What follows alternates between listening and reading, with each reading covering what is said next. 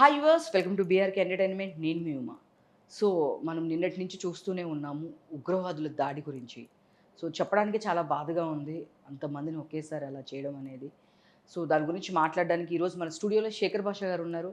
అసలు దీన్ని ఎంతవరకు కరెక్ట్ అంటారు? అసలు అలా చేయడం మన మతం చూపించి అలా చంపడం అనేది అది కరెక్ట్ కాదు కదా! అసలు సో తన వెర్షన్ ఏంటో విందాము. ఇది ఎటు పోతుంది అసలకి? దీని గురించి మీరు మతాల్ని ఆపాదించడం ఎంతవరకు కరెక్ట్ అనేది శేఖర్ భాష గారితో కూర్చొని మాట్లాడదాం. నమస్తే సార్. నమస్తే మేడం. సో ఎప్పుడు నేను ఏదో ఒక టాపిక్ మీద పిలిచేదాన్ని. బట్ ఈరోజు నాకు మాట్లాడడానికి కూడా మాటలు రావట్ల. నిన్నటి నుంచి ఆ దీనిలోనే ఉండిపోయాము. మీరు హిందూ అయితే గనక చంపేస్తాము అని చెప్పి ఒక 70 మందిని చంపేశారు. రూత్‌లెస్‌గా.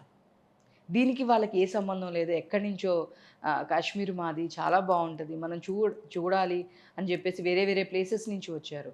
సో వాళ్ళ ఫ్యామిలీ ముందు వాళ్ళనలా ఈవెన్ డ్రెస్ తీసేసి మరీ చంపేశారంట. అది వినడానికి చాలా బాధగా అనిపిస్తుంది.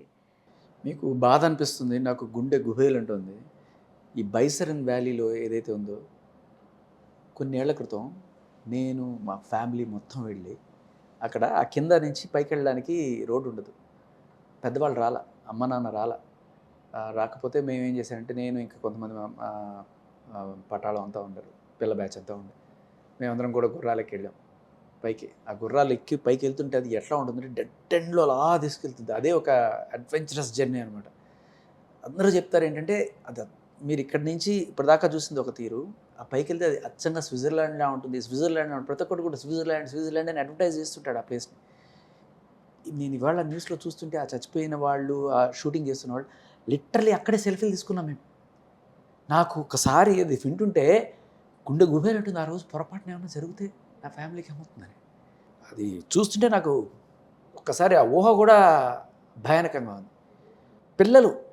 పిల్లలతో వెళ్ళి అక్కడ మా బ్రదర్ పిల్లలు, మేము అందరం వెళ్ళి అక్కడ ఫోటోలు తీసుకున్నాం, ఐస్లో ఆడుకున్నాం. ఊహించుకోలేం మేము. బాబా, మా నాన్న వెళ్తున్నప్పుడు, మేమందరం వెళ్తున్నాం యాక్చువల్గా కాశ్మీర్ వెళ్తుంటే, మా నాన్నకి ఏదో పని ఉండి రాను అన్నారు. అయినా అసలు మీరు కాశ్మీర్కి ఎందుకు వెళ్తారు, కాశ్మీర్కి వెళ్ళకండి, అది సేఫ్ ప్లేస్ కాదంటే, ఆ ఊరుకో నాన్న, ఏవో చూసి నువ్వన్నీ అంటావు అని చెప్తూనే ఉన్నారు. ఎయిర్పోర్ట్కి వెళ్ళే దాకా కూడా మా నాన్న వద్దురా అని చెప్తూనే ఉన్నారు. ఏం జరగదు అని మేము పోయాం, సేఫ్గానే తిరిగి వచ్చాం. కానీ అక్కడికి వెళ్ళినప్పుడు మేము అంటే మనకేంటంటే, అందరికీ బడ్జెట్ ఫ్రెండ్లీ డెస్టినేషన్స్ కోసం చూస్తుంటాం కదా. మీరు గమనించండి, ఇక్కడ నుంచి కాశ్మీర్కి, అంటే కాశ్మీర్ అంటే జనరల్గా ఇట్స్ ఎ స్టేట్. కాశ్మీర్ అనేది ఒక సిటీ ప్లేస్ కాదు.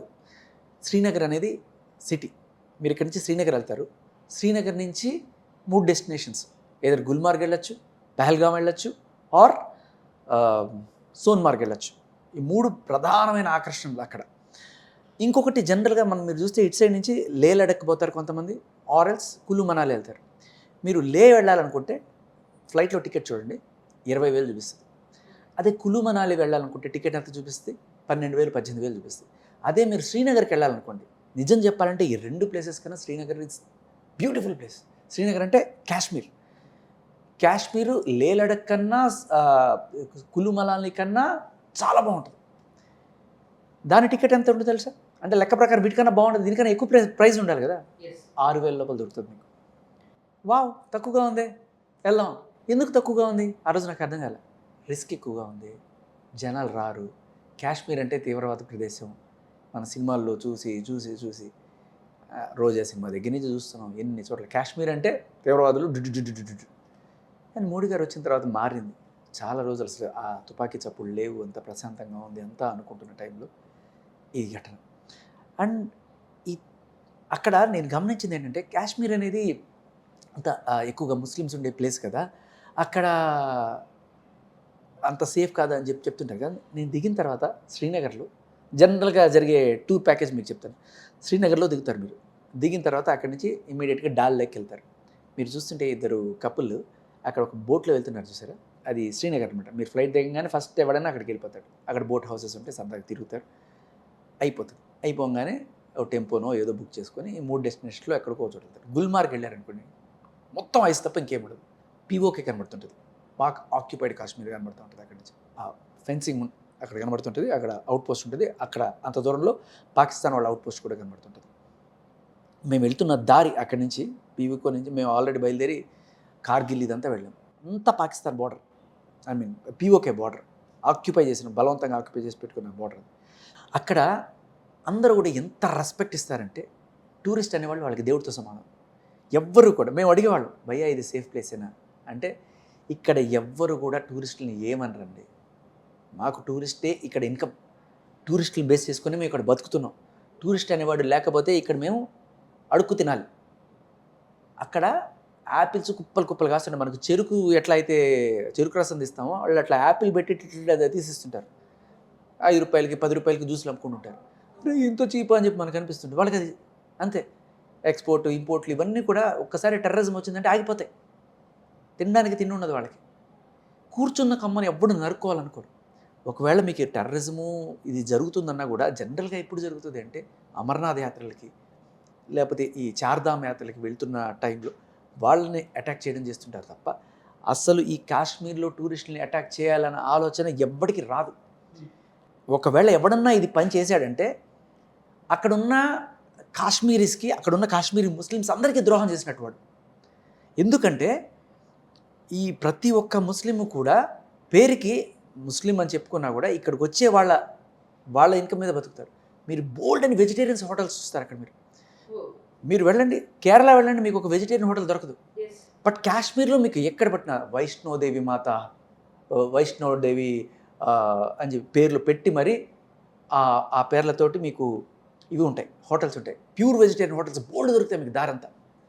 I'm surprised. నేను అనుకోలే, అరే కాశ్మీర్లో ఇంత చక్కటి హిందూ పేర్లు పెట్టి చక్కగా అమ్ముతున్నారు అండ్ వెజిటేరియన్ హోటల్స్. మేము ఇబ్బంది పడతాం అనుకున్నాం, మేమంతా వెజిటేరియన్స్ కాబట్టి. But that was not the case. And అందరూ కూడా ఎంత రెస్పెక్ట్ ఇచ్చి, మెహమాన్ నవాజీ అంటారు వాళ్ళు. అంటే మళ్ళీ రావాలి, మీరు రావాలి ఇక్కడికి అనేది వాళ్ళకి మెయిన్ కోరిక. మీరు అక్కడ ఏదైనా మర్చిపోయినా కూడా వాళ్ళు తీసుకొచ్చి ఇస్తారు. ఎందుకంటే ఏదో టెంపరీగా దొంగతనం చేసుకో, వాళ్ళకి బ్రాండ్ కాశ్మీర్ అనేది చాలా ఇంపార్టెంట్. దాన్ని ప్రొటెక్ట్ చేసుకోవడం కోసం ప్రతి ఒక్కళ్ళు అక్కడ ఇది చేస్తారు. మీరు వాళ్ళ రిలీజియన్కి అగ్నెస్ట్గా ఏమన్నా మాట్లాడి అటువంటి గొడవలు పెట్టుకుంటే అవి వేరు తప్ప, బట్ అక్కడికి వెళ్ళిన వాళ్ళని అసలు ఎప్పుడూ ఏమనరు వాళ్ళు. ఈ దరిద్రుడు ఎవడైతే చేశాడో ఇది చండాలపు పని, దీనివల్ల అక్కడున్న లోకల్స్ అందరూ కూడా ఇప్పుడు వాళ్ళకి యాంటీ అయిపోతారు. వీళ్ళు చేసిన చాలా పెద్ద మిస్టేక్. వీళ్ళలో చాలామంది మనకి సాల్యూట్ కొడుతూనే, ఇండియన్ టూరిస్టులు రావాలని కోరుకుంటూనే, ఇంకో పక్క పాకిస్తాన్ని సపోర్ట్ చేసే ఒక చిన్న సానుభూతి ఉంటుంది. సానుభూతి పట్ల చాలామందే ఉంటారు. వాళ్ళ మాటలు ఎట్లా ఉంటుందంటే, మీ ఇండియా మీ ఇండియా అంటుంటారు. ఒరే మీ ఇండియా ఏమంటారా, మేము వేరే దేశానికి వచ్చాము, ఇది మన ఇండియా కదా. వాళ్ళకి ఇంకా అది బ్రెయిన్లోకి ఎక్కాలి, ఆ డిఎన్ఏలోకి ఎక్కాలి ఇంకా. బట్ చాలామంది ఆ మాట అన్నా కూడా మెహమాన్ నవాజీ చేస్తారు వాళ్ళు. వాళ్ళకి పాకిస్తాను ఆ తరపు నుంచి వచ్చిన ముస్లింలు లేకపోతే వాళ్ళ మీద ఒక ప్రేమ ఉన్నా కూడా, లేకపోతే సానుభూతి ఉన్నా కూడా, ఇక్కడ వాళ్ళని ఏమీ అనరు వాళ్ళు. ఎందుకంటే వాళ్ళ బతుకు దీని మీద నడుస్తుంది. కానీ ఇప్పుడు ఈ యదవ దరిద్రుడు చేసిన పనికి వీళ్ళందరూ సఫర్ అవుతారు. ఇప్పుడు వీళ్ళు ఏం చేస్తారు చెప్పనా, పోలీసులకు సహకరిస్తారు. ఇట్లాంటి దరిద్రులు ఎవడున్నా సరే వాళ్ళని పట్టించడం పోలీసులు, మిలిటరీ వాళ్ళందరికీ ఖచ్చితంగా ఇన్ఫర్మేషన్స్ వెళ్తాయి. ఎవడున్నాడు ఈ దరిద్రుడు అనేది ఇమ్మీడియట్గా తెలిసిపోతుంది. ఖచ్చితంగా వాళ్ళని ఎత్తికి ఏరి పారేస్తాడు. ఇక్కడ మీకు వాళ్ళని ట్రై చేయడము, లేకపోతే వాళ్ళని కసబలాగా కూర్చోబెట్టి మేపి కేసులు ఏముండవు, లేపవతలు పడేస్తారు. అండ్ దీనికి ఇప్పుడు ఖచ్చితంగా లోకల్స్ సహకారం గట్టిగా ఉంటుంది. ఎందుకంటే వాళ్ళ కడుపు మీద కొట్టాడు వీడు. చంపింది వేరే రాష్ట్రాల నుంచి వచ్చిన పౌరుల్ని కావచ్చు, కానీ నేను ఈ మాట గట్టిగా చెప్తున్నాను, యూట్యూబ్ ఛానల్స్లో ఎవరైతే చేస్తున్నారో చాలామంది తెలియక వాళ్ళందరూ కూడా చంపింది మన ఇండియన్స్ని అంటున్నారు. ఆ మాట అనకండి దయచేసి. చంపింది వేరే రాష్ట్రాల నుంచి వచ్చిన వాళ్ళని చెప్పండి. ఎందుకంటే ఎప్పుడైతే మీరు మన ఇండియన్స్ని అంటున్నారో, మీరు కాశ్మీర్ని వేరు చేస్తున్నట్టు. దయచేసి ఎవరైతే ఇది చేస్తున్నారో కరెక్ట్ చేసుకోండి. వేరే రాష్ట్రాల నుంచి వచ్చిన వాళ్ళని మీరు చంపుండొచ్చు, కానీ మీరు చేసిన చాలా పెద్ద తప్పు ఏంటంటే అక్కడ ఉండే వాళ్ళ కడుపు మీద కొట్టారు. 20 మందిని, ఒక 30-25 మందిని మీరు చంపుండొచ్చు, కానీ అక్కడున్న 2,80,000 మంది పొట్ట మీద కొట్టారు వాళ్ళు. వీళ్ళందరూ కడుపు రగిలిపోయి ఖచ్చితంగా ఆ సానుభూతి ఏదైతే ఉందో తీసి పక్కన పెట్టేసి, ఈ నా కొడుకులకి ఇట్టాగే కావాలి, ఈ దరిద్రుల్ని వదలకండి సార్ అని చెప్పి ఖచ్చితంగా సహకరిస్తారు. వీళ్ళని వదలరు. అండ్ మన గవర్నమెంట్ తీసుకోవాల్సిన నెక్స్ట్ స్టెప్ కూడా ఇది కాదు, ఇక్కడితో వదలకూడదు. పీఓకే నేను వెళ్ళి చూస్తున్నప్పుడు అది మన ఇండియా వీళ్ళు ఆక్యుపై చేసుకొని చచ్చారు. ఇంకా దర్జాగా అక్కడ పాకలేసుకొని అక్కడ ఇది పెట్టుకుంటున్నారు. ఏదో అంతర్జాతీయ వాళ్ళు వచ్చి ఇన్వాల్వ్ అయ్యి దాన్ని ఏమంటారు, యుఎన్ వాళ్ళు ఇన్వాల్వ్ అయ్యి మన నెహ్రూ గారి అనవసరంగా వెళ్ళి గెలికి చేసిన పెంట తప్ప ఇంకా వేరే లేదు. సారీ టు సే, నా ఒపీనియన్ అయితే క్లియర్లీ నెహ్రూ అండ్ ఇందిరాగాంధీ వీళ్ళిద్దరికీ మంచి ఛాన్స్ ఉండింది. నెహ్రూ గారికి అయితే అనవసరంగా దీన్ని తీసుకెళ్ళి అక్కడ పెట్టి మేము శాంతి కాముకులం అని చెప్పి వదిలేశారు ఆ ఏరియా అంతా కూడా. ఆ కాశ్మీర్ రాజ్ ఎవరైతే ఉన్నాడో పార్టీషన్ టైంలో 47 ఆగస్టు 15 మనకు స్వతంత్రం వచ్చేసింది. అప్పుడు కాశ్మీర్ సపరేట్ దేశంగానే ఉండింది, హైదరాబాద్ కూడా సపరేట్ దేశంగానే ఉండింది. కానీ కాశ్మీర్ ఏమో ఇండియాలో కలవాలనుకుంది. ఈ హైదరాబాద్ నిజామో పాకిస్తాన్లో కలుద్దాం అనుకున్నప్పుడు కూడా అనుకున్నాడు. అది ఎట్లా కలుస్తావురా భయ్? సరే మొత్తానికి హైదరాబాద్ ఇండియాలో కలిసింది. అలాగే కాశ్మీర్లో ఉన్న హరీష్ సింగ్ రాజ్ అనే ఆ రాజు ఇండియాలో కలుద్దాం అనుకున్నప్పుడు అక్కడున్న కొంతమంది వాళ్ళు దీన్ని పాకిస్తాన్లో కలపాలి అని చెప్పి చాలా ప్రయత్నం చేసి ఆయన్ని అటాక్ చేయడానికి వచ్చినప్పుడు ఆయన పారిపోయి ఇండియాకి వచ్చి, అప్పుడు కాశ్మీర్ వేరే దేశం కాబట్టి ఇండియాలోకి వచ్చి ఇక్కడ అడిగి మొత్తం రాసి ఇచ్చేసాడు. అప్పుడు మన ఆర్మీ బయలుదేరి చెత్త కొట్టుకుంటూ వెళ్ళారు. ఇప్పుడు ఆ బోర్డర్ దాకా మన వాళ్ళు కవర్ చేశారు. కానీ మనకు వచ్చిన అద్భుతమైన అవకాశం 1971లో బంగ్లాదేశ్ సపరేట్ అయినప్పుడు మనం పాకిస్తాన్ని బ్లాక్ అండ్ బ్లూ కొట్టాం. ఆ టైంలో పాకిస్తాన్లో చాలా ఏరియాస్ మన వాళ్ళు ఆక్యుపై చేసేసారు. మళ్ళీ ఇందిరాగాంధీ గారికి ఏమైందో శాంతి అని చెప్పి మొత్తం వెనక్కి ఇచ్చేశారు. ఆ రోజునే మొత్తం అట్టే పెట్టుకుని ఉంటే ఇవాళ ఈ పరిస్థితి వచ్చిండేది కాదు. ఇప్పటికీ కూడా జమ్మూ కాశ్మీర్ ఆ పైభాగంలో మనకి ఇండియాకి తల అంటాను చూసారు కరెక్ట్గా, ఆ ప్లేస్లో గిల్గిట్ బల్టిస్తాన్ అని ఉంటుంది. అది చాలా కీలకమైన ప్రాంతం. అది మనం కనుక తిరిగి స్వాధీనం చేసుకోగలిగితే పాకిస్తాన్తో సంబంధం లేకుండా డైరెక్ట్గా ఆఫ్ఘనిస్తాన్కి రోడ్ రూట్ వస్తుంది. అది కనుక సాధ్యపడితే ఇక డైరెక్ట్ మనకి ఎంట్రీ అంటే ఇండియా, ఆఫ్ఘనిస్తాన్, రష్యా ఇవన్నీ కూడా ఇప్పుడు మనం ఆల్ ద వే చైనా అంతా తిరిగి రావాల్సిన పరిస్థితి. అండ్ ఇంకొకటి ఏంటంటే ఆఫ్ఘనిస్తాన్కి ఇండియాకి డైరెక్ట్ కాంటాక్ట్ ఉండడం వల్ల ఇప్పుడు ఆఫ్ఘనిస్తాన్కి పాకిస్తాన్ కూడా పడట్లా. సో ఎప్పుడైతే మనం మిలిటరీ వాళ్ళకి సహాయ సహకారాలు అందించగలరు, లైక్ బంగ్లాదేశ్కి మనం ఎలా అందించాము, పాకిస్తాన్ వాళ్ళకి అది ఒక నైట్ మేర్ అవుతుంది. సో నేననేది ఏంటంటే గిల్గిట్ బల్టిస్తాన్ అనేది చాలా పెద్ద ఏరియాలో ఈ పర్టికులర్ ఏరియా ఇండియాకి ఆఫ్ఘనిస్తాన్కి రూట్ కలిసే ఏరియాని మనం స్వాధీనం చేసుకొని ఒక ధమ్కీ అనేది పాకిస్తాన్కి ఇవ్వడం అనేది స్టార్ట్ చేయాలి. ఎప్పటి నుంచో చెప్తున్నారు మోడీ గారు అండ్ డిఫెన్స్ మినిస్టర్ వీళ్ళందరూ కూడా మేము ఈ పీఓకేని తిరిగి స్వాధీనం చేసుకుంటామని చెప్తున్నారు. చేసుకొని చూపించారు, మాటలు కాదు, ఖచ్చితంగా చేతల్లో దిగాలి. అండ్ దీన్నైతే ఇక్కడితో వదలకూడదు. అండ్ ఇక్కడ కూడా నాకు బాధాకరమైన విషయం ఏంటంటే ఇక్కడ కూడా మగవాళ్లే బలిపశువులు నిజంగా. అంటే పాపం రెస్పెక్ట్ ఉమెన్ అనేది మనం అందరం చెప్పుకుంటున్నాం, ప్రతిసారి నేను దాని గురించి చెప్తాను, రెస్పెక్ట్ మెన్ కూడా ఉండాలి కదా అని. సో వాళ్ళు అక్కడ పాపం మగవాళ్ళని మాత్రమే చంపారట. సో పాపం చాలా బాధేసింది.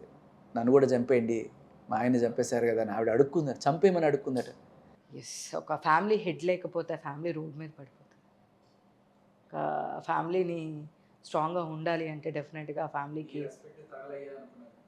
అంతే కదా. అసలుకి ఫస్ట్ కావాలని చెప్పి మరి వాళ్ళు చంపేటప్పుడు కూడా మీ మోడీకి చెప్పండి మేము ఏం చేస్తారో అని చెప్పేసి చెప్పడం. అండ్ ఇంకొకటి ఏంటంటే ఉగ్రవాదం అనేది, సో వాళ్ళు ఏం చెప్తున్నారు, ఇండియా నుంచి ఆర్ వాట్ ఎవర్ వేరే రాష్ట్రాల నుంచి వచ్చిన వాళ్ళని మేము చంపాము అని ఒకటి ఉన్నా కూడా ఫైన్.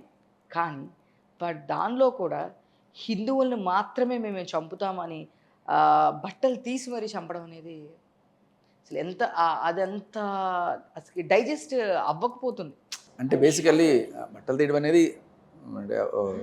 వాళ్ళకి సుంతి ఇలాంటివి జరుగుతాయి కదా, అది చెక్ చేసి జరగలేదంటే నువ్వు ముస్లిం కాదు అని వాళ్ళు ఆ రకంగా చంపడం అనేది చాలా హృదయవేదనగా ఒళ్ళు గుగురుపుడు చేతి. ముఖ్యంగా ఇది ఈ రోజున జరగడానికి నాకు అసలు అంటే ఎంత పెద్ద దెబ్బ అంటే కాశ్మీర్కి ఇది నాట్ జస్ట్ ఆ 28 కాదు, అక్కడ ఉంటున్న పాపులేషన్ అందరికీ కూడా వాళ్ళ కడుపు మీద కొట్టినట్టు. ఎందుకు చెప్తున్నానంటే ఏప్రిల్ 23 ఇవాళ భారతదేశంలో చాలా స్కూల్స్ ముగించే రోజు, సమ్మర్ హాలిడేస్ అఫీషియల్లీ స్టార్ట్ అయ్యే రోజు. చాలామంది వాళ్ళ డెస్టినేషన్స్ కోసం కాశ్మీర్ పోతారు. చాలామంది ఒకటి కాశ్మీర్ కొంచెం చీపు అండ్ అద్భుతమైన సీన్స్ ఉంటాయి. సో లే లడక్ లేకపోతే మనం దానికి ఆఫర్ చేసుకున్నంత లేని వాళ్ళందరూ జనరల్గా కాశ్మీర్కి వెళ్తారు. ఇవాళ అలా వెళ్దాం అనుకున్న వాళ్ళు ఎంతమంది శ్రీనగర్ ఫ్లైట్ టికెట్స్ క్యాన్సిల్ అయ్యి ఉంటాయి, ఎంత ఇన్కమ్ వాళ్ళకి పోయి ఉంటుంది. మీరు కొట్టింది వాళ్ళకన్నా వీళ్ళ కడుపులు కొట్టారు. ఎవడు వెళ్తాడండి ఇప్పుడు, ఎవడు వెళ్తాడు? నాకు ఇది తెలిసిన వెంటనే ఊరి నాయను, నేను కొన్నాళ్ళ క్రితం వెళ్ళానా, అదే ప్లేస్లో సెల్ఫీ దిగానా, ఏమై ఉండేది ఒక్క సెకండ్ నేను ఊహించుకుంటే. జస్ట్ మీరు చూస్తున్న ఆ షార్ట్స్ జరిగిన ప్లేస్లో మేము సెల్ఫీలు దిగాం. బైసరన్ వ్యాలీ.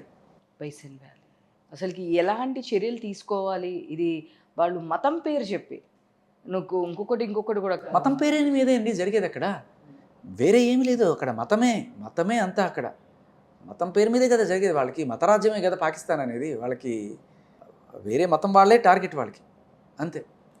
అండ్ మీరు అక్కడ పొరపాటున నేను ముస్లిం అని చెప్తారేమో అని చెప్పి వాళ్ళు ఆ చెకింగ్ కూడా చేయడం అనమాట. కానీ అసలు వీళ్ళకి ఫండింగ్ కానీ ఇదంతా కానీ ఎక్కడికక్కడ ఎక్కడి నుంచి వస్తుంది? అంటే మేమేం సపోర్ట్ చేయట్లేదని అని అఫీషియల్గా ఇప్పుడు వాళ్ళ గవర్నమెంట్ కానీ ఎవరైనా మేమేం సపోర్ట్ చేయట్లేదు, మాకేం సంబంధం లేదు అన్నట్లు మాట్లాడుతూ ఉంటారు. అదొక దేశము, అదొక గవర్నమెంటు, అది ఎట్లా ఉండేది, ఎట్లా పడిపోయింది. మనకి 100 రూపాయలకి వచ్చే పెట్రోల్ అక్కడ 200, మన రూపాయి వాళ్ళకి అక్కడ 2 రూపాయలు అయిపోయింది. ఒకప్పుడు ఇద్దరు కలిసే కదా విడిపోయింది. ఆ టైంలో అదే రూపాయి కదా అక్కడ కూడా ఉండింది. ఈరోజు అంత దరిద్రపు కొట్టు స్టేజ్లో ఉందంటే ఏంటి కారణం? అదొక పాలన. అక్కడ ఒక ప్రైమ్ మినిస్టర్ అనేవాడు ఉంటాడా? అసలు అక్కడ ప్రజాస్వామ్యం అనేది ఒకటి ఏడస్తుందా? ఏమీ ఉండదు. ఎప్పుడు కావాలంటే అప్పుడు ఆర్మీ చీఫ్ వచ్చేస్తాడు, పక్క జర్రా నేను తీసేసుకుంటాను పగ్గాలంటాడు. రైట్ ఫ్రమ్ మోస్ట్ ఆఫ్ మొన్న రీసెంట్గా ఆర్మీ చీఫ్ చేసిన ప్రకటన కూడా ఇదే. ఇండైరెక్ట్ హింట్ అది. అప్పుడే మనం ఇంకా మనకి మేబీ అంటే చాలా మన వాళ్ళు కూడా చాలా అడ్వాన్స్డ్‌గా ఉన్నారు. మేబీ లేదు వస్తుంది. ఏదైనా ఒక డెఫినిట్‌గా ప్రతిది వాళ్ళు ఎన్ని వ్యూహాలు ఏసినా సరే, మనోళ్ళు కూడా చాలా దీనిగా మోడీ గారు చాలా డేర్ అండ్ డాషింగ్‌గా తీసుకుంటున్నారు. ఇంతకుముందు కొంచెం ఆలోచించేవాళ్ళు గానీ, మోడీ గారు వన్స్ స్టార్ట్ అయిన తర్వాత నుంచి డేరింగ్ అండ్ డాషింగ్‌గా చేస్తూ ఉన్నారు. బట్ ఎంత ఇంటెలిజెన్స్‌లో ఎంతో కొంత ఒక ఇన్ఫర్మేషన్ అయినా ఉండేది. బట్ ఈసారి ఇలా చేస్తున్నామనే హింట్ కూడా ఏమాత్రం లేకుండా. అంటే ఏంటమ్మా, నేను చెప్తా కదా, నాకు తెలిసి ఒక 30-40 ఏళ్ళుగా ఇటువంటి ఇన్సిడెంట్ లేదు. జరిగినాయి. ఎవరి మీద జరిగినాయి? హిందువులు ఎక్కడుంటారు? పిల్గ్రిమ్స్కి పోతుంటారు కాబట్టి వాళ్ళని టార్గెట్ చేయని చెప్పి అమర్నాథ్ యాత్రలకు పోతుంటారు, వాళ్ళని టార్గెట్ చేసేవాళ్ళు. బట్ ఇది తెలిసిన గవర్నమెంట్ ఏం చేశారు? అమర్నాథ్ యాత్రకు ఫుల్ సెక్యూరిటీ కల్పించారు. వేలకు మంది సోల్జర్స్ అక్కడ వాళ్ళకి ప్రొటెక్షన్గా ఉన్నారు. సో ఇటుపక్క వచ్చే వాళ్ళని టార్గెట్ చేయడం అనేది నేను మీరు కాదు, అక్కడున్న లోకల్స్, అక్కడ ఎవరైతే పాకిస్తాన్కి సపోర్ట్ చేద్దాం అనుకునే ముస్లిం కూడా ఖచ్చితంగా దీన్ని ఖండిస్తాడు. ఎందుకంటే వాడి పొట్ట మీద కొట్టావు నువ్వు ఇవాళ. వాడు ఏదో ఒకటి బతుకుతున్నాం మేము, సరే మాకు ఆ దేశం అంటే అభిమానం ఉందో, ఇష్టం ఉందో, లేకపోతే మీ బంధువులు ఎవడో అక్కడ పెళ్లి చేసుకుని ఉంటాడు, ఆ రకమైన ఏదో ఉంటాయి. చాలామందికి అక్కడ రిలేషన్స్ ఉంటాయి. ఈ ముజాఫరాబాద్ నుంచి పోతుంటారు వీళ్ళంతా. అక్కడ చిన్న గేట్ లాగా ఉంటుంది, అక్కడి నుంచి వీసాలు చూపించుకోవడం, పోవడం, ఆ బంధువులు ఇక్కడ రావడం, ఇవన్నీ జరుగుతుంటాయి అక్కడ. బట్ ఇది జరిగిన తర్వాత వీసాలు అన్నీ టైట్ అయిపోతాయి. వాళ్ళందరూ ఎవరు ఆనందించేది ఏమి ఉండదమ్మా. కానీ కొంతమంది ఎదవలు ఇట్లాంటివి చేసే ఒక్క పని వల్ల మొత్తం నాశనం అయిపోతుంది. ఇవాళ మేబీ దీనివల్ల ఇప్పుడు అందరూ ఇటు సైడ్ పోతారు, ఇంకా లే లడక్ అటు సైడ్, లేకపోతే కులు మనాలి. బట్ అసలుకి ఫర్దర్‌గా దీన్ని అసలుకి ఇంకా దీనికి ఒక ఎండ్ కార్డ్ అనేది లేకుండా అయిపోతదంటారా? అంటే కొన్ని ఇయర్స్ వరకు వాళ్ళు సైలెంట్‌గా ఉండడం, ఏదో ఒకటి ట్రై చేయడం, మనం దాన్ని తిప్పికొట్టడం చేసుకుంటూనే వస్తున్నాము. కరెక్ట్‌గా ఒక 30, 40 వేలకి ఎంత టైట్ సెక్యూరిటీ చేసినా, ఎంత చేసినా అంటే ఇక్కడ చేస్తారేమో అని చెప్పి ఇక్కడ మనం సెక్యూరిటీ హిందూస్‌కి ఇచ్చాము, చార్ధామ్ వెళ్తారని అనుకుంటే, ఇప్పుడు అన్‌ఎక్స్‌పెక్టెడ్‌గా మళ్ళీ టూరిస్టుల దగ్గరికి వెళ్లారనుకుంటే, ఇప్పుడు టూరిస్టుల మీద పడ్డారు. సో 30, 40 ఏళ్ళు కరెక్ట్‌గా ఒక 10 ఇయర్స్, 20 ఇయర్స్, 30 ఇయర్స్ అప్పుడు ఏదో ఒక స్టేజ్‌లో కంపల్సరీ వాళ్ళు ఏదో గందరగోళం చేయడం, డెఫినిట్‌గా అమాయకమైన ప్రజల్ని చంపడం అనేది ఒక టార్గెట్‌గా దానికి జిహాద్ అని ఒక పేరు పెట్టుకుంటున్నారు. అది కాతే ఏ దేవుడు దీన్ని సపోర్ట్ చేయరు గదా! వీళ్ళ కోసం అని జెప్పేసి మనం ఎవ్రీ ఇయర్ ఎక్కడైనా ఒక బాంబ్ పెట్టడమా, లేదు అంటే గనుక ఇంకో రకంగా చేయడమా. సో ఎవ్రీ టైము ఇలాంటివి ఉండేది కాబట్టి దాని మీద కాన్సంట్రేషన్ ఉంటే ఈసారి టూరిస్టుల మీద. బట్ బేసికల్లీ ఇప్పుడు ఐ డోంట్ నో, ఇది దేశమంతా వ్యాపించిన న్యూస్. ఈ బైసరన్ వ్యాలీకి వెళ్ళే దారమ్మ, కరెక్ట్గా పెహల్గామ్లో ఉన్నాం మేము. ఒక చోట స్టే చేసాము. అక్కడ ఒక చిన్న 2 స్టార్ హోటల్ ఏదో ఉంది, దాంట్లో ఉంది. అక్కడి నుంచి కొంచెం దూరం వెళ్తే ఒక చిన్న మాతా టెంపుల్ ఒకటి ఉంది, మాతాజీ టెంపుల్, కాళికాదేవితో ఒక టెంపుల్ ఉంది. అప్పుడు మేమంతా కూడా అడ్వెంచరు అది పోదామని చెప్పి అడిపోయేవాళ్ళము. మా అమ్మ నాన్న ఇటు సైడు దేవి దర్శనం కోసం వాళ్ళు పెద్దవాళ్ళు అటు సైడ్ వెళ్ళారు. అదే బైసరన్ వ్యాలీ దగ్గర అది ఉంది. విన్నాను సినిమాలో కూడా ఇంగ్లాస్ దేవి. అది వేరు, అది పాకిస్తాన్లో ఉంది. అది పాకిస్తాన్లో ఉంది. ఇది బైసరన్ వ్యాలీ, మీరు కొండెక్కితే బైసరన్ వ్యాలీ, బట్ కింద మేము వచ్చేదాకా వీళ్ళు ఏం చేయాలి అని చెప్పి మా అమ్మ నాన్న ఏం చేశారంటే అక్కడే ఉన్న ఒక పార్క్, ఆ పార్క్ పక్కనే ఉన్న ఈ మాతాజీ టెంపుల్కి వెళ్ళారు వాళ్ళు. సో ఇదే పెద్దవాళ్ళందరికీ ఇదే పని కాదు. కానీ ఇవాళ ఆ ఏరియాలోనే కాదు, ఏ ఏరియాలో ఉన్న హిందూ టెంపుల్స్కైనా సరే ఖచ్చితంగా సెక్యూరిటీ అనేది గట్టిగా ఉండాలి. అండ్ అదైతే I think Modiji will take care of that. కానీ మళ్ళీ ఫస్ట్ గుర్తొచ్చేదమ్మా కాశ్మీర్ అంటే పెహల్గాం వెళ్ళాలి అనేది. అది పెద్ద టూరిస్ట్ ప్లేస్. ఇప్పుడు నువ్వు చేసిన పనికి దానికి మనిషి అనేవాడు వెళ్ళాడు. అన్డౌటెడ్లీ రిస్క్ చేయాలి అసలు ఫస్ట్ థింగ్. ఎందుకు అంత పోయి మన ప్రాణాల మీద ఎందుకు రిస్క్ చేయాలని అనుకుంటారు. ఏదైనా సరదాగా అడ్వెంచర్ అంటే ఇంకో ప్లేస్కి వెళ్దాము అంటే డబ్బులు కొంచెం ఎక్కువైనా సరే బతుకుంటే సంపాదించుకోవచ్చు. ప్రాణం కన్నా ఏది ఎక్కువ కాదు కదా. ఇప్పుడు వరకు అంటే కొంచెం తక్కువ బడ్జెట్ అని చూసుకుంటూ పోతూ ఉంటారు ఎవరైనా. బట్ ఇలాంటి సిచ్యువేషన్స్ జరిగిన తర్వాత సో బతుకుంటే ఇంకో సంపాదించుకోవచ్చు, ముందు ప్రాణం అనేది ఉంటే అనేది ఇప్పటికీ నాకు తెలిసి చాలా వరకు మొత్తం క్యాన్సిల్ అయిపోయి ఉంటాయి. అక్కడికి వెళ్ళే వాళ్ళు, ఆల్రెడీ వెళ్దామని బుక్ చేసుకునే వాళ్ళు. సో నాకు తెలిసి చాలామంది మీరు అన్నట్లు శ్రీనగర్లో కూడా జరగచ్చు టెర్రరిస్ట్ అటాక్స్. సో బేసికలీ ఏంటంటేమా జేకేఎల్ మనకి ఆల్ఫాబెట్స్లో లైన్గా ఉంటాయి. జమ్మూ, కాశ్మీర్, లడక్, ఈ మూడు ఏంటంటే ఈ రీజన్స్ ఎలా ఉంటాయంటమ్మా, మీరు ఇక్కడ శ్రీనగర్లో దిగిన తర్వాత శ్రీనగర్ నుంచి ఒక హైవే వెళ్తుంది, NH1, ఇది నేషనల్ హైవే. అది all the way POK border మీదుగా పాస్ అవుతూ ఎక్కడ దాకా వెళ్తుంది, లడక్ దాకా పోతుంది. ఆ లడక్ దాకా వెళ్ళే దారిలోనే మనకి ఈ సోన్మార్గ్ సోన్మార్గ్ అంటే ఇట్స్ లైక్ హెవెన్. మీరు అందరూ పెహల్గాం అంటారు కదా, పెహల్గాంకి ఒక 10 సోన్మార్గ్ చూడకపోతే వాడు మనిషే కాదు నా దృష్టిలో. అంత అద్భుతంగా ఉంటుంది. సోన్మార్గ్ దాటి ముందుకు వెళ్ళంగానే మనకి ఈ కార్గిల్, డ్రాస్, ఆ 0 సెక్టరు, ఈ ఆర్మీ ఇవన్నీ కూడా స్టార్ట్ అవుతాయి. అది దాటిన తర్వాత ఒక పర్టికులర్ పాయింట్లో ఆ కార్గిల్ దగ్గర నుంచి డివైడ్ అయిపోతుంది. ఆ కార్గిల్ దాటిన తర్వాత నుంచి మీకు అప్పటిదాకా కనిపించిన ఈ ముస్లిం కల్చరు, లేకపోతే దాన్ని ఏమంటారు మాస్క్స్, ఇవన్నీ మాయమైపోయి బుద్ధిస్ట్ టెంపుల్స్ స్టార్ట్ అవుతాయి.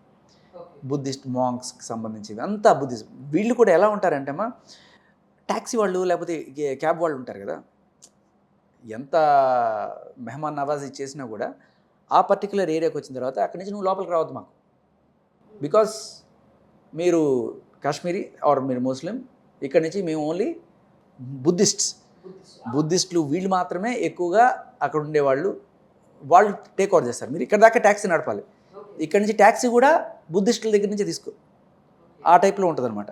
ఆ బుద్ధిస్ట్ మాంక్స్ లేకపోతే వాళ్ళు మనకి నేపాలీ టైప్స్లో ఉంటారు వీళ్ళంతా, వాళ్ళ మొహాలు కూడా మారిపోతాయి. సో ఇక్కడి నుంచి అంతవరకు అక్కడి నుంచి ఆ ట్యాక్సీ మనం వేరే మాట్లాడుకోవాలి. అక్కడి నుంచి లైక్ అవన్నీ కొంచెం హిందూ టెంపుల్స్ లాగానే అవన్నీ ఉంటాయి అన్నమాట.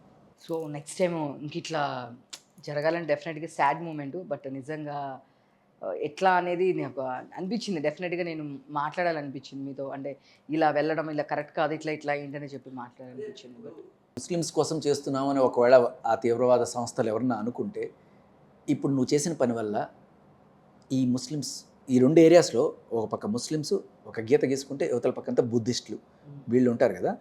ఈ ఏరియా ఇప్పటిదాకా వీళ్ళకి ఒక చిన్న కాంపిటీషన్ ఉంటుంది, ట్యాక్సీలో కావచ్చు, టూరిజంలో కావచ్చు, ఇక్కడికి ఎక్కువ. ఇక్కడ ఏంటంటేమా, ఇక్కడ దాకా మీకు గ్రీనరీ ఉంటుంది, ఐస్ ఉంటుంది, స్నో ఉంటుంది, అంతా ఉంటుంది. ఈ దాటిపోయిన తర్వాత ఈ కార్గిల్ నుంచి లడక్ జోన్కి వెళ్ళిపోయిన తర్వాత మొత్తం బోడికొండలు, ఎడారి, రాజస్థాన్లో ఉన్న ఆ థార్ ఎడారి తీసుకొచ్చి అక్కడ పెడితే ఎలా ఉంటుంది, కూల్ ప్లేస్లో అలా ఉంటుంది. అక్కడ మీకు ఒక్క మొక్క అనేది ఉండదు, మొత్తం కొండలు బండలు బోడిగా ఉంటుంది. It goes to China border. So అక్కడికి కూడా టూరిజం గట్టిగానే ఉంటుంది. ఏ రోజు అక్కడ టూరిజంకి డోకలేదు. అక్కడ ట్యాక్సీ రేట్లు ఎక్కువ, ఫ్లైట్ రేట్లు ఎక్కువ, వాళ్ళు బాగా సంపాదించుకుంటున్నారు, బాగా ఉన్నారు. వీళ్ళు చేసే పని వల్ల ఇక్కడున్న మీ ముస్లింలకే, ఒక ముస్లిం చేసిన పని వల్ల వాళ్ళ స్థితిగతులు డ్రాప్ అయిపోతున్నాయి. ఇది నువ్వు ముస్లిం సమాజానికి చేసే సేవ అనుకుంటున్నావా, లేకపోతే ద్రోహం అనుకుంటున్నావా? అచ్చంగా ద్రోహమే కదా. ప్రతి ఒక్క ముస్లిము అక్కడ ఉండేవాళ్ళు బాధపడతారు. ఈడెవడో ఒక మెంటలెక్కి ఉన్మాదంతో చేస్తున్నాడు. ఒకవేళ నువ్వు తీసుకెళ్ళి పాకిస్తాన్లో కలుపుతావు అనుకుందాం నిజంగానే, ఏముంది పాకిస్తాన్లో? అడుక్కు తింటున్నారు తిండి లేక వాళ్ళు. అదే కావాల్సింది నీకు. వాళ్ళే వద్దురా బాబు మమ్మల్ని ఇండియాలో కలిపేయండి అనుకునే స్టేజ్లో ఉన్నారు వాళ్ళు. మీరు పాకిస్తాన్ పోతే అక్కడ చూసేది ఏం సినిమాలమ్మా? ఒక్క పాకిస్తాన్ సినిమా చూడండి, మొత్తం బాలీవుడ్డే నడుస్తుంది. తెలుసా మీకు?